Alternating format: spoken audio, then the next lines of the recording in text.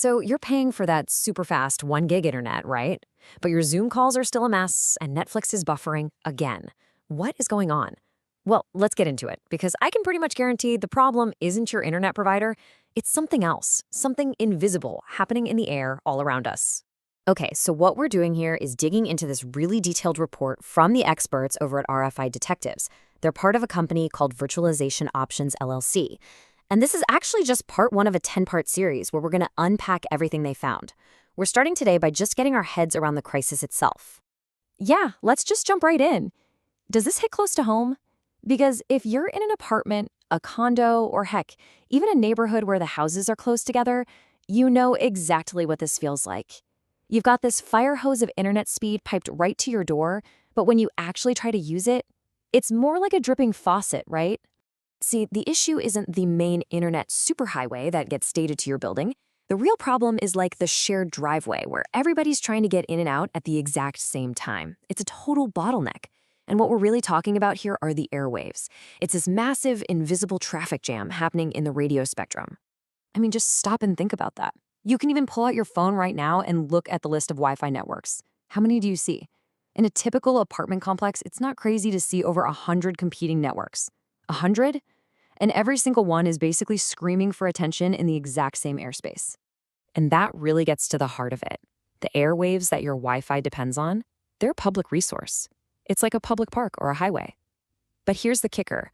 Unlike a highway, there are no traffic cops, no stoplights, no lanes. It's the Wild West, just pure, unmanaged chaos. All right, so let's put some numbers to this chaos because when you see the actual data, the scale of this problem gets, well, it gets pretty stark. So yeah, over 100 networks. That's not just a number. That means more than 100 little boxes, routers, extenders, you name it, all crammed into a small space, all trying to shout over each other at the same time. And that's just the supply side. Now think about the demand. The average household in the US now has something like 22 devices connected to Wi-Fi. And we're not just talking about your laptop and your phone anymore, are we? It's the doorbell, the smart speaker, the thermostat, your light bulbs. I mean, even the cat's food bowl is probably on Wi-Fi now, and they are all fighting for the same little slice of airtime. And this is the real kicker. This is the supply crisis. On the 2.4 gigahertz band, which is the workhorse, right? It's what most of our smart home gadgets use. There are only just three usable channels that don't overlap and create noise for each other. So let's recap. You've got over 100 networks, 22 devices per home, all trying to cram onto just 3 clean lanes of traffic. It's insane. Okay, so fine. Your Netflix buffers, it's annoying, we get it. But the fallout from this invisible traffic jam goes way, way beyond just being a minor inconvenience. And this is where things get really serious. You know, we've all had it happen. The video call freezes mid-sentence, the smart light just refuses to turn on. But what happens when it's your Wi-Fi call that drops? Or, and this is the big one, what happens when the security camera aimed at your front door just goes dark?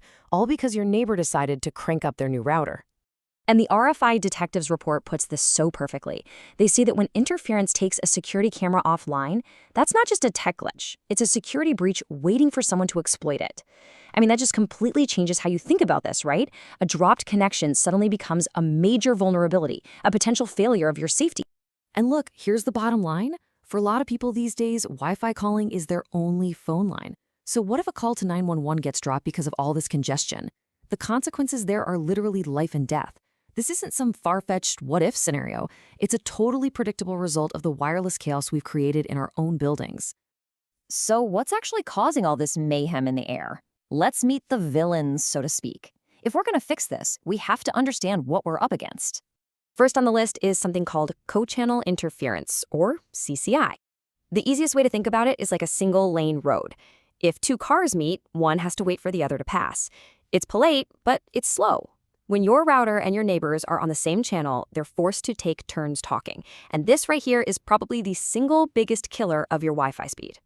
But then you've got its evil twin, adjacent channel interference, ACI. And honestly, this can be even worse. If CCI is like taking turns on a single-lane road, ACI is like 2 people trying to shout over each other at a party. It's just noise. It corrupts the data, and it forces your devices to send everything again and again and again. And just to make things more fun, it's not even just about other Wi-Fi networks. Remember how that 2.4 gigahertz band is unlicensed? It's a total free-for-all. Things like your microwave, your Bluetooth headphones, baby monitors, even old cordless phones, they all operate in that same space, just polluting the airwaves and adding to the static. Okay, so I know that was a lot of doom and gloom, but there is some good news. There is a way out of this mess, and get this, it does not involve going out and buying an even more powerful router. Because here's the trap that pretty much everyone falls into. Our Wi-Fi gets slow, so what do? We go buy a more powerful router. But all that really does is make us shout louder into the void. And that just forces our neighbors to buy their own louder router to shout back. It's a wireless arms race. And in this arms race, absolutely nobody wins. We just end up making the airwaves more polluted for everyone, including ourselves.